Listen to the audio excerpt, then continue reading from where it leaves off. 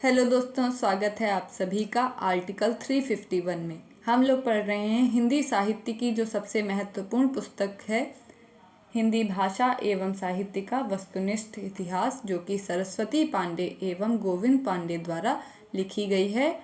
इसका आज हम लोग पढ़ रहे हैं प्रपत्तिवाद। साठोत्तरी कविता भी इसी में पढ़ेंगे। और प्रपत्तिवाद क्या है? नगेनवाद है। इससे पहले हम लोग 22 दिन पढ़ चुके हैं और उसकी प्लेलिस्ट चैनल पे आपको मिल जाएगी पुरानी वीडियोस की, तो आप लोग देख के उससे भी कंपाइल कर लीजिए, अपनी तैयारी को अच्छे से कीजिए। देखिए, पुस्तक पढ़ना आसान है, सबके पास पुस्तक होती है, लेकिन किसी के साथ पढ़ते हैं तो अच्छे से समझ आती है और आपके दिमाग में एक तरीके से और अच्छे से वो फिक्स हो जाता है। तो इससे पहले हम लोग छायावादोत्तर तक पढ़ चुके हैं, उसे आप लोग वहाँ से कंप्लीट कर लीजिए। और आज पढ़ेंगे प्रपत्तिवाद, और ये है डे 23। प्रपत्तिवाद 1956। अच्छा, चैनल पर पहली बार आए हैं तो आपको अगर इससे कुछ मदद मिलती है तो चैनल को सब्सक्राइब कीजिए और अपने दोस्तों के साथ भी शेयर कीजिए। प्रपत्तिवाद 1956 ईस्वी में आया। प्रपत्तिवाद का प्रवर्तन जो है नलिन विलोचन शर्मा ने सन 1956 ईस्वी में प्रकाशित नकेन के प्रपत्ति संकलन से किया। तो प्रपत्तिवाद का प्रवर्तन नलिन विलोचन शर्मा ने 1956 में किया, इतना याद रखिए बस। प्रपत्तिवाद को नकेनवाद भी कहा जाता है। प्रपत्तिवाद को नकेनवाद भी कहा जाता है क्योंकि इसमें बिहार के 3 कवि नलिन विलोचन शर्मा, केसरी कुमार और नरेश के नाम के पहले अक्षर जो हैं उनको लिया गया है। जैसे नलिन विलोचन शर्मा का ना, फिर केसरी कुमार का के और नरेश का ना, तो इस वजह से ये बना है नकेन, और इस तरीके से नकेनवाद बना है और इसी को प्रपत्तिवाद भी कहते हैं। प्रपत्तिवाद और प्रयोगवाद में मूल अंतर यह है कि प्रपत्तिवाद प्रयोग को साध्य मानता है, जबकि प्रयोगवाद प्रयोग को साधन मानता है। तो बहुत इम्पोर्टेंट है कि प्रपत्तिवाद जो है वो प्रयोग को साध्य मानता है, जबकि प्रयोगवाद प्रयोग को साधन मानता है।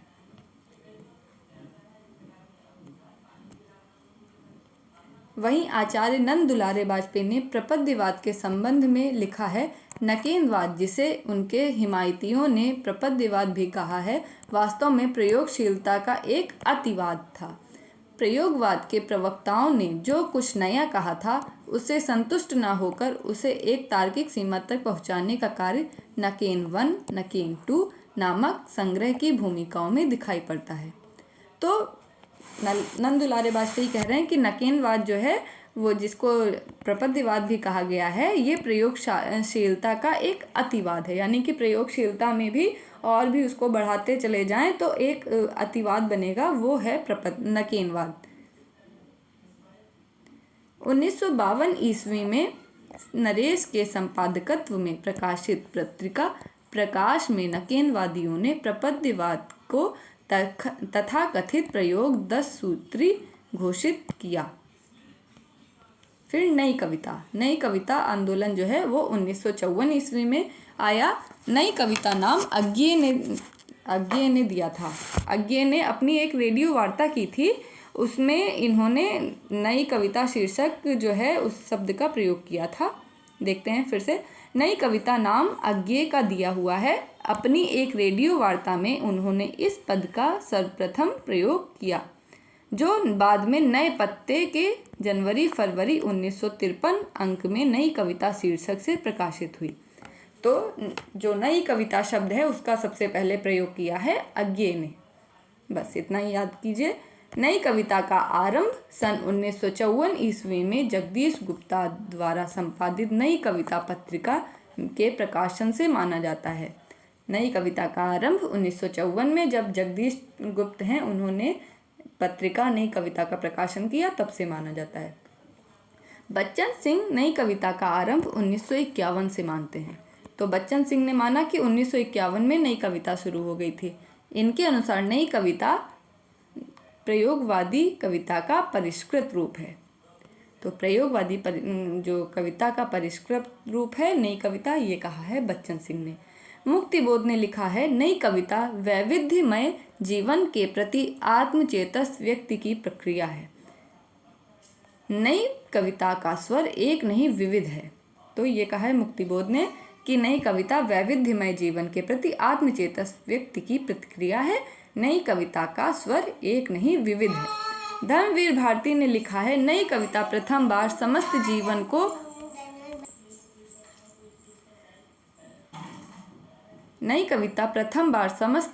समस्त जीवन को व्यक्ति या समाज इस प्रकार के तंग विभाजनों के आधार पर न मापकर मूल्यों के सापेक्ष स्थिति में व्यक्ति और समाज दोनों को मापने का प्रयास कर रही है। ये कहा है धर्मवीर भारती ने। फिर रामस्वरूप चतुर्वेदी कहते हैं, रामस्वरूप चतुर्वेदी ने कहा है, नई कविता में समग्र मनुष्य की बात ही नहीं कही गई है, वरन मनुष्य को समग्र अनुभव खंडों को संयोजित किया गया है। मतलब कि नई कविता में केवल मनुष्य की बात ही नहीं कही गई है, मनुष्य के जितने भी अनुभव हैं उनको भी संयोजित किया गया है। ये कहा है रामस्वरूप चतुर्वेदी ने। फिर रामस्वरूप चतुर्वेदी ने भाषा संवेदना और सर्जन में कहा है कि आज की कविता को जांचने के लिए प्रास के रजत पाश से मुक्त हो चुकी है, अलंकारों की उपयोगिता अस्वीकार हो चुकी है और छंदों की पायलें उतार चुकी है। काव्य भाषा का ही आधार शेष रह गया है, क्योंकि कविता के संगठन में भाषा प्रयोग की मूल केंद्रीय स्थिति है। कविता उत्कृष्ट शब्दों का उत्कृष्ट क्रम है। तो कविता उत्कृष्ट शब्दों का उत्कृष्ट क्रम है, ये रामस्वरूप चतुर्वेदी ने कहा है। और कहा है कि आज की कविता को जांचने के लिए जो प्रास के रजत पाश से मुक्त हो चुकी है, अलंकारों की उपयोगिता अस्वीकार हो चुकी है, छंदों की पायलें उतार चुकी। यानी कि पहले कविता क्या थी, रस छंद अलंकार से बंधी होती थी। तो वही कह रहे हैं रामस्वरूप चतुर्वेदी कि आज की जो कविता है उसमें अलंकारों की उपयोगिता है ही नहीं और छंदों का भी कोई उसमें है ही नहीं प्रयोग, मुक्तक छंद आ गया है। क्योंकि तो कविता में क्या बचा है, केवल भाषा ही बची है और उसी के आधार पे मतलब कविता का संगठन का जो मूल केंद्र है वो भाषा ही है। विजय देव नारायण शाही ने कहा है कि नई कविता में लघुमानों की प्रतिष्ठा की है। तो नई कविता ने लघुमानों की प्रतिष्ठा की है, ये विजय देव नारायण शाही कह रहे हैं। फिर नई कविता में दो प्रमुख तत्व हैं, एक अनुभूति की प्रामाणिकता और एक बुद्धिमूलक यथार्थवादी दृष्टि। नई कविता को कैक्टसवाद का जन्म होता है। तो नई कविता में कैक्टसवाद का जन्म होता है। नई कविता में कैक्टस प्रतीक रूप में अपनाया गया है, जो अदम्य उत्साह, जीवनाकांक्षा और अनगढ़ता का प्रतीक है। इसके प्रमुख कवि हैं सच्चिदानंद हीरानंद वत्सायन अज्ञे। अज्ञे का जन्म 1911 से और मृत्यु हुई है 1987 में। इनके माता पिता हैं हीरानंद और वयंती देवी या वैजंती देवी। इनका प्रथम काव्य संग्रह था भग्नदूत और अंतिम काव्य संग्रह ऐसा कोई घर आपने देखा है। आगे के काव्य संग्रह हैं भग्नदूत, चिंता, इत्यलम, हरी घास पर क्षणभर, बावरा अहेरी, इंद्र धनुष रौंदे हुए, अरि ओ करुणा प्रभा में, आंगन के पार द्वार, पूर्वा, सुनहरे सहवाल, कितनी नाव में कितनी बार, क्योंकि मैं उसे जानता हूँ, सागर मुद्रा, पहले मैं सन्नाटा बुनता हूँ, महावृक्ष के नीचे, नदी की बाग छाया, ऐसा कोई घर आपने देखा है। ये अज्ञे के काव्य संग्रह हैं। अज्ञे अस्तित्ववाद में आस्था रखने वाले कवि हैं। तो अज्ञे जो हैं अस्तित्ववादी हैं। अज्ञे को प्रयोगवाद और नई कविता का शलाका पुरुष कहते हैं। बहुत इंपॉर्टेंट कि प्रयोगवाद और नई कविता का शलाका पुरुष जो है अज्ञे को कहा जाता है। इनकी चर्चित कविताएं हैं असाध्य वीणा, कलगी बाजरे की, सांप, नदी के द्वीप, हरी घास पर क्षणभर, जितना तुम्हारा सच, शब्द और सत्य, यह दीप अकेला। तो ये अज्ञे की चर्चित कविताएं हैं। असाध्य वीणा जो है ये लंबी कविता है और इसका मूल भाव है अहम का विसर्जन, यानी कि अपना जो अहंकार होता है अपने आप को विसर्जित कर देना। असाध्य वीणा हमें नेट यूनिट 5 जो कविता है उसमें पढ़नी भी है। मुक्तिबोध का पूरा नाम जो है गजानन माधव था। इन्हें गहन अनुभूति और तीव्र इंद्रिय बोध का कवि कहा जाता है। तो गहन अनुभूति और तीव्र इंद्रिय बोध का कवि है मुक्तिबोध और इनका असली नाम है गजानन माधव। मुक्तिबोध के 2 काव्य कृतियाँ प्रकाशित हैं। चांद का मुँह टेढ़ा है, भूरी भूरी खाक धूल। तो मुक्तिबोध की 2 काव्य कृतियाँ हैं, चांद का मुँह टेढ़ा है और भूरी भूरी खाक धूल। मुक्तिबोध की चर्चित कविताएं हैं अंधेरे में, ब्रह्मराक्षस, अंतःकरण का आयतन और भूल गलती। अंधेरे में, ब्रह्मराक्षस, अंतःकरण का आयतन और भूल गलती। अंधेरे में का पहला प्रकाशन कल्पना पत्रिका में 1964 में आशंका के द्वीप अंधेरे में नाम से हुआ था। रामस्वरूप चतुर्वेदी ने लिखा है कि मुक्तिबोध का काव्य संकलन चांद का मुँह टेढ़ा है एक बड़े कलाकार की स्केच बुक है। तो चांद का मुँह टेढ़ा है एक बड़े कलाकार की स्केच बुक है, ये कहा है रामस्वरूप चतुर्वेदी ने। अंधेरे में एक लंबी कविता है। विभिन्न आलोचकों ने इसे विभिन्न दृष्टिकोण से देखा है। जैसे कि शमशेर बहादुर सिंह जो हैं, ये कहते हैं कि यह कविता देश के आधुनिक जन इतिहास का स्वतंत्रता पूर्व और पश्चात का दहकता इस्पाती दस्तावेज है। तो अंधेरे में को दहकता इस्पाती दस्तावेज कहा है शमशेर बहादुर सिंह ने। रामविलास शर्मा कहते हैं अपराध भावना का अनुसंधान है। नामवर सिंह का कहना है अस्मिता की खोज है। इंद्रनाथ मदान का कहना है आत्म संशोधन का अनुसंधान है। निर्मला जैन अंतःस्थल का विप्लव है। प्रभाकर माचवे इसे लावा कहते हैं। रामविलास शर्मा आरक्षित जीवन की कविता कहते हैं। और रामस्वरूप चतुर्वेदी ने कहा है अंधेरे में के लंबे खंडों में कवि की समस्या है समाज के उत्थान पतन और आंदोलन के बीच अपनी रचना के प्रेरक तत्वों का अभिज्ञान। रचना कैसे बाहर से अंदर आती है और फिर कैसे बाहर दूर दूर तक परिव्याप्त हो जाती है। ये जो है यूजीसी नेट में पूछा गया क्वेश्चन है कि मुक्तिदूत के संदर्भ में या मुक्तिदूत बार बार निकल रहा है मेरे मुंह से, मुक्तिबोध के संदर्भ में जो रामस्वरूप चतुर्वेदी का कथन है, इस तरीके से 4 कथन उसमें दिए गए थे और 2 कथन सत्य थे। उनका आपको कूट चयन करना था, तो उसमें इस तरीके से आया था। तो ये इम्पोर्टेंट हो जाता है कि किसने क्या कहा है। तो रामविलास शर्मा कहते हैं अपराध भावना का अनुसंधान, दहकता इस्पाती दस्तावेज कहा है शमशेर बहादुर सिंह ने। अस्मिता की खोज कहा है नामवर सिंह ने। और रामस्वरूप चतुर्वेदी कहते हैं अंधेरे में लंबे खंडों में कवि की समस्या है समाज के उत्थान पतन और आंदोलन के बीच अपनी रचना के प्रेरक तत्वों का अभिज्ञान। रचना कैसे बाहर से अंदर आती है और फिर कैसे बाहर दूर दूर तक परिव्याप्त हो जाती है। मुक्तिबोध ने अंधेरे में कविता की रचना फैंटेसी के रूप में की है। तो फैंटेसी क्या होता है आप लोग बताइएगा कमेंट में। मुक्तिबोध ने अंधेरे में कविता की रचना फैंटेसी में की है। मुक्तिबोध ने फैंटेसी को निम्न ढंग से परिभाषित किया है।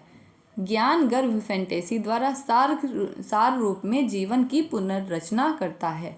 फैंटेसी के अंतर्गत भाव पक्ष प्रधान और विभाव पक्ष गौण और प्रच्छन्न तो होता ही है, साथ ही यह भाव पक्ष कल्पना को उत्तेजित करके बिंबों की रचना करते हुए एक ऐसा मूर्त विधान उपस्थित करता है जिस विधान से उस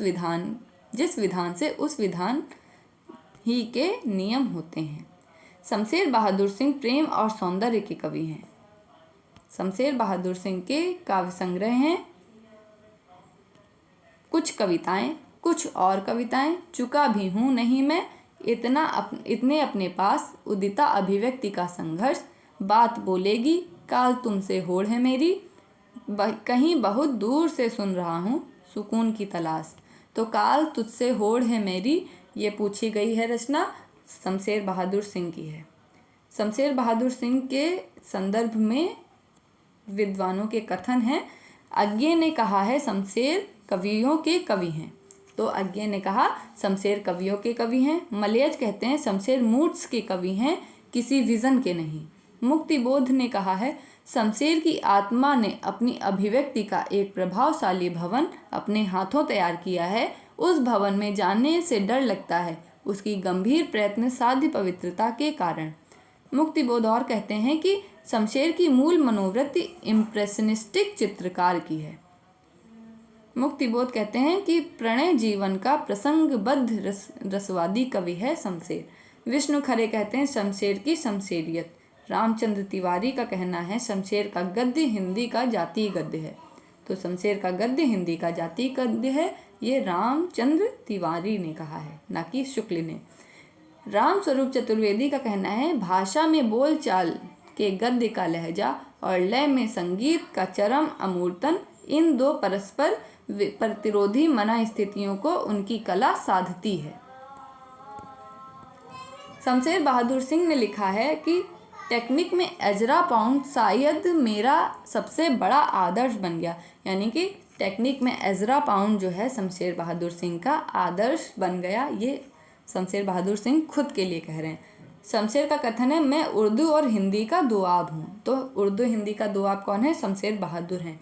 शमशेर बहादुर की कविताएं हैं चर्चित टूटी हुई बिखरी हुई, अमन का राग, एक पीली शाम, धूप कोठरी के आईने में खड़ी, घिर गया है समय का रथ, समय साम्यवादी। कहानीकार उदय प्रकाश ने भवानी प्रसाद मिश्र को कविता का गांधी कहा है। तो भवानी प्रसाद मिश्र आ गए यहाँ से। भवानी प्रसाद मिश्र को उदय प्रकाश ने कविता का गांधी कहा है और उदय प्रकाश खुद को गांधी का बेटा कहते हैं।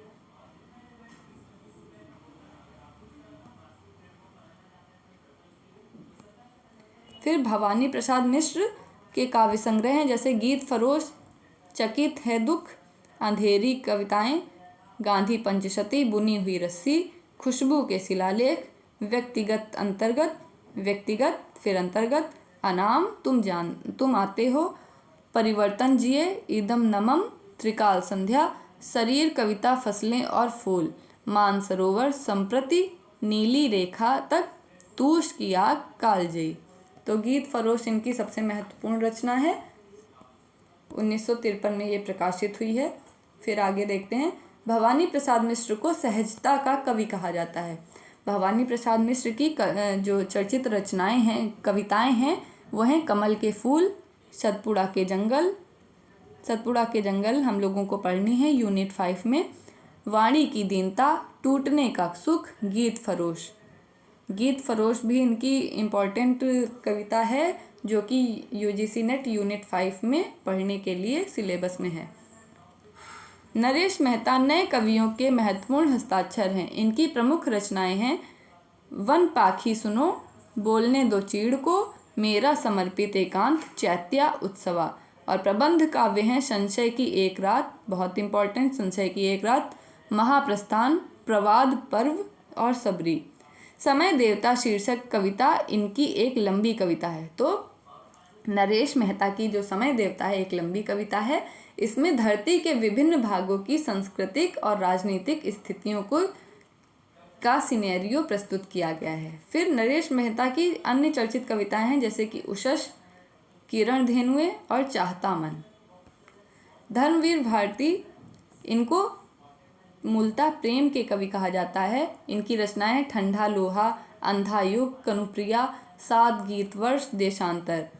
ठंडा लोहा, अंधा युग, कनुप्रिया, 7 गीत वर्ष, देशांतर। कनुप्रिया में राधा कृष्ण के प्रेम का वर्णन है। देशांतर में विदेशी कविताओं का संग्रह है।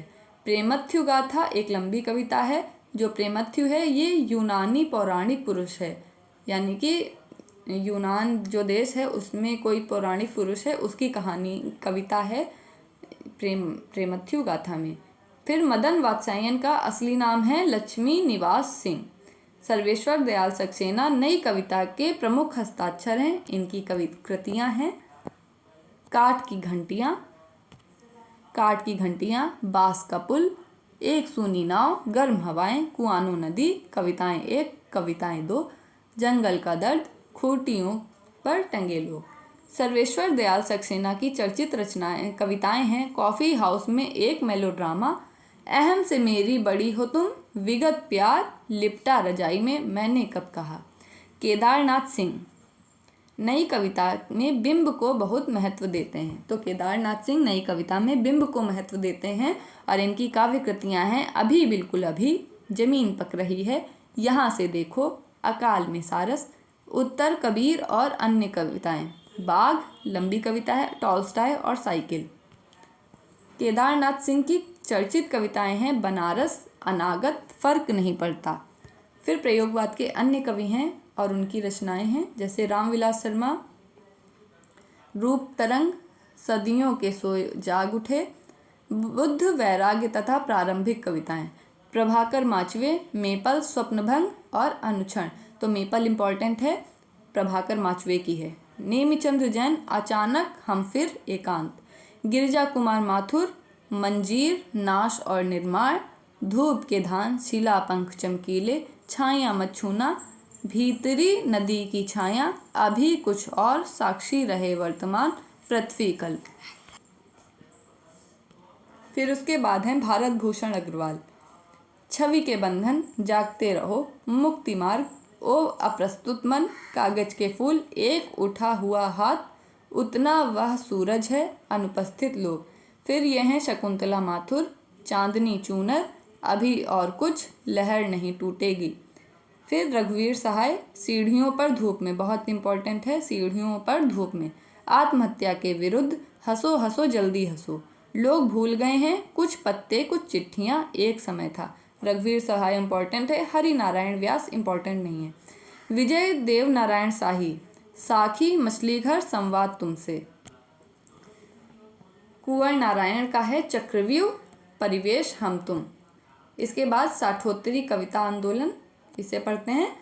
7वें दशक के आरंभ में 7 कवियों का एक काव्य संग्रह इलाहाबाद से विद्रोही पीढ़ी नाम से प्रकाशित हुआ। 7वें दशक में विद्रोही पीढ़ी नाम से 7 कवियों का एक काव्य संग्रह प्रकाशित हुआ। 1963 ईस्वी में जगदीश चतुर्वेदी के संपादन में 14 कवियों का काव्य संग्रह प्रारंभ शीर्षक से प्रकाशित हुआ, जिसमें अभिनव काव्य की स्थापना का दावा किया गया। ये प्रारंभ के 14 जो कवि थे उनके नाम हैं जगदीश चतुर्वेदी, कैलाश वाजपेयी, नरेंद्र धीर, राजकमल चौधरी, केशु, ममता अग्रवाल, श्याम परमाल, विष्णु चंद्र शर्मा, श्याम मोहन श्रीवास्तव, मनमोहिनी, रमेश गौड़, राजीव सक्सेना, स्नेहमयी चौधरी और नर्मदा प्रसाद त्रिपाठी। फिर जगदीश चतुर्वेदी ने 1964 ईस्वी में डॉक्टर इंद्रनाथ मदान और रमेश शुक्ल कुंतल मेघ द्वारा संपादित अभिव्यक्ति में अभिनव काव्य को एक नया नाम एंटी पोइट्री या अकविता दिया। तो जगदीश चतुर्वेदी ने 1964 में डॉक्टर इंद्रनाथ मदान और रमेश कुंतल मेघ द्वारा संपादित अभिव्यक्ति में अभिनव काव्य को एक अलग नाम दे दिया, अकविता या एंटी पोइट्री। 1965 में श्याम परमार ने अकविता पत्रिका का प्रवर्तन किया। तो अकविता पत्रिका श्याम परमार ने प्रवर्तन किया इसका, और अकविता आंदोलन के प्रवर्तक कहे गए। तो श्याम परमार क्या हैं? अकविता आंदोलन के प्रवर्तक हैं। श्याम परमार ने अकविता को निषेध काव्य से अलग मानते हुए लिखा है, यह अंतर्विरोधों की अन्वेषक, विभाजित व्यक्तित्व की शोधक और परिपक्व निर्वैयक्तिकता की द्योतक है। ये कहा है श्याम परमार ने कि ये अंतर्विरोधों की अन्वेषक, विभाजित व्यक्तित्व की शोधक और परिपक्व निर्वैयक्तिकता की द्योतक है। सन 1973 ईस्वी में जगदीश चतुर्वेदी ने 11 कवियों का एक नया काव्य संकलन निषेध शीर्षक से प्रकाशित कराया। अस्वीकृत कविता की स्थापना श्री राम शुक्ल ने उत्कर्ष के माध्यम से की। तो अस्वीकृत कविता श्री राम शुक्ल। बीट जनरेशन की स्थापना की है अमेरिका में 1952 ईस्वी में, और प्रवर्तक हैं जैक केरुआक और एलन गिन्सबर्ग। तो बीट जनरेशन जैक केरुआक और एलन गिन्सबर्ग ने 1952 में अमेरिका में स्थापना की थी। गिन्सबर्ग के महत्वपूर्ण काव्यकृति हाउल का प्रकाशन 1954 ईस्वी में हुआ। ये कोई खास इम्पोर्टेंट है नहीं, छोड़ देते हैं। युयुत्सावादी कविता के प्रवर्तक हैं शलभश्री, इसको याद कर लीजिए, युयुत्सावादी कविता शलभश्री। फिर नव प्रगतिशील काव्य आंदोलन के हैं नवल किशोर। तो नवल। सन 1968 ईस्वी में डॉक्टर रंजीत ने 8 कवियों की रचनाओं का संकलन प्रतिश्रुत पीढ़ी शीर्षक से प्रकाशित कराया। आज की कविता आंदोलन के प्रवर्तक हैं हरीश मदानी। तो आज की कविता हरीश मदानी इम्पोर्टेंट। वाम कविता या प्रतिबद्ध कविता के हैं परमानंद श्रीवास्तव। आज की कविता के हरीश मदानी हैं प्रवर्तक, और वाम कविता या फिर प्रतिबद्ध कविता के जो प्रवर्तक हैं वो हैं परमानंद। सनातन सूर्योदय आंदोलन के हैं वीरेंद्र कुमार जैन। फिर डॉक्टर रविंद्र भ्रमर द्वारा सहज कविता आंदोलन का प्रवर्तन किया गया। संचेतना पत्रिका के जून 1973 के विचार कविता विशेषांक के माध्यम से विचार कविता आंदोलन का प्रवर्तन हुआ। संचेतना के तत्कालीन संपादक डॉक्टर महीप सिंह और डॉक्टर नरेंद्र मोहन थे। सांप्रतिक कविता के आंदोलन के प्रवर्तक हैं श्याम नारायण। ये भी कोई खास इम्पोर्टेंट है नहीं। समकालीन कविता को देख सकते हैं विशंभर नाथ उपाध्याय। कैप्सूल या सूत्र कविता के प्रवर्तक हैं ओमकार नाथ त्रिपाठी।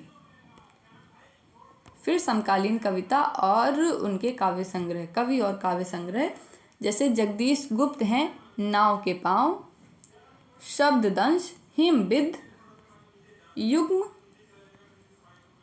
छदस्ता, आदिम एकांत, छंद शती है। अच्छा, दुष्यंत कुमार इम्पोर्टेंट है। सूर्य का स्वागत, आवाजों के घेरे, जलते हुए वन का वसंत, साए में धूप। साए में धूप बहुत इम्पोर्टेंट है। और ऐसे ही थी सीढ़ियों में धूप पर, तो वो बताएंगे आप लोग की सीढ़ियों पर धूप में वो किसकी है रचना, दुष्यंत कुमार की है साए में धूप। श्रीकांत वर्मा दिनारंभ, माया दर्पण, जलसाघर, मगध। राजकमल चौधरी कंकावती, मुक्ति प्रसंग, स्वरगंगा। रामदरस मिश्र वैरंग बनाम चिट्ठियाँ, पक गई है धूप, कंधे पर सूरज, दिन एक नदी बन गया, शब्द सेतु, बारिश में भीगते हुए बच्चे।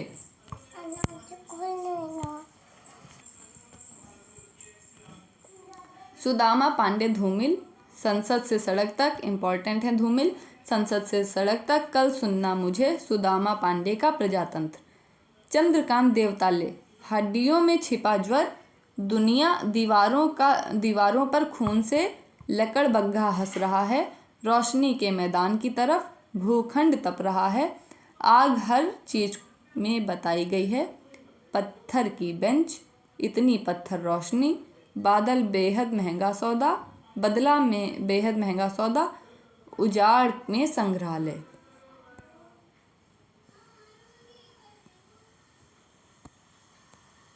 इसके बाद देखें तो कुछ खास इम्पोर्टेंट है नहीं। लीलाधर जागुड़ी को देख लेते हैं क्योंकि इनको अभी अवार्ड मिला था। लीलाधर जागुड़ी, शंखमुखी शिखरों पर नाटक जारी है, इस यात्रा में रात अब भी मौजूद है, बची हुई पृथ्वी, घबराए हुए शब्द, भय भी शक्ति है देता है, अनुभव के आकाश में चांद, महाकाव्य के बिना, ईश्वर की अध्यक्षता में, खबर का मुंह विज्ञापन से ढका है। तो ये है लीलाधर जागुड़ी की काव्य संग्रह। अशोक वाजपेयी, शहर अब भी संभावना है, एक पतंग अनंत में, इतने से तत्पुरुष इम्पोर्टेंट हो जाती है, कहीं नहीं वहीं, बहुरी अकेला, थोड़ी सी जगह। फिर आगे कोई खास इम्पोर्टेंट है नहीं। मंगलेश डबराल की है पहाड़ पर लालटेन, घर का रास्ता, हम जो देखते हैं, आवाज़ भी एक जगह है, मुझे दिखा एक मनुष्य। फिर इनको याद कीजिए अपने आप क्योंकि इनमें कोई इम्पोर्टेंट है नहीं। रमेश चंद्र शाह, कछुए की पीठ पर, हरिश्चंद्र आओ, नदी भागती आई, प्यारे मुचकंद, देखते हैं शब्द भी अपना समय। फिर समकालीन कविता में जो महिला कवियत्री हैं उनके नाम हैं कात्यायनी, चेहरों पर आज, 7 भाइयों के बीच चंपा, इस पौरुषपूर्ण समय में जादू नहीं कविता, राख अंधेरे की बारिश में, फुटपाथ पर कुर्सी। अनामिका की रचनाएं हैं गलते पत्तों की चिट्ठी, बीजाक्षर, समय के शहर में, अनुष्टुप, कविता में औरत, खुरदुरी हथेलियाँ। फिर मैत्रेयी पुष्पा की है लकीरें। इसके बाद कोई ख़ास इम्पोर्टेंट नहीं है। फिर इसके बाद है काव्य पंक्तियाँ, उन्हें आप लोग खुद से पढ़ सकते हैं। और इस तरीके से ये कंप्लीट हो गया। अब हम लोग कल से नवगीत पढ़ेंगे। Thank you very much for watching this video. अगर आपको ये पसंद आता है, आपको थोड़ी भी हेल्प मिलती है, तो इसे लाइक कीजिए, अपने दोस्तों के साथ शेयर कीजिए और चैनल को सब्सक्राइब कीजिए।